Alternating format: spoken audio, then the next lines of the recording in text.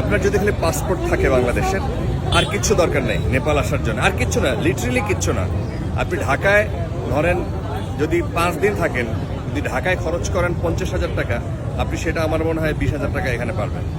আপনি যদি ঢাকায় 20,000 টাকা খরচ করেন 5 দিনে, সেখানে আমার মনে হয় এখানে 5,000 টাকায় পাবেন। এত সস্তা। এই প্রথম কোনো দেশে আসলাম যে দেশে আমি ভিআইপি মর্যাদায় আসছি। আমার সাথে যারা আসছিল আমরা সব সাদা চামড়ার মানুষ, যেই সম্মান পায় আমরা সেই সম্মান মানে ওই লাইনে দাঁড়ায় ভেতরে ঢুকছি। আমরা এখানে হোটেল ভাড়া, যেখানে রেডিসনে ঢাকায় রেডিসনে হচ্ছে আমি দেখলাম যে $220, আই মিন ধরেন যে 30,000 টাকা পার নাইট বা 25,000 টাকা পার নাইট। এইখানে হচ্ছে পার নাইট 6,000 টাকা ওই রেডিসন হোটেল। এখানে নর্মাল হোটেল, আপনি ঢাকায় একটা হোটেলে নর্মাল হোটেলেও যদি বলেন 5,000 টাকার নিচে একটা ভালো হোটেল পাবেন না, মানে থাকার মতো। আর এইখানে আপনি 1500 থেকে 2,000 টাকায় হেভি হোটেল পাবেন। তারপরে আপনার কেনাকাটা সমস্ত কিছুই আমার কাছে মনে হয়েছে এর থেকে সস্তা আমি কোনো জায়গায় দেখি নাই।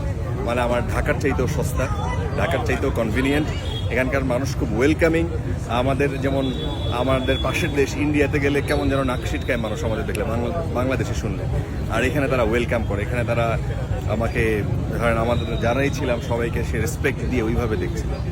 তো আমি এইটা আমার কাছে একটু ব্যতিক্রম মনে হয়েছে যে আমি পৃথিবীর অন্য কোথাও গিয়ে এই সম্মানটা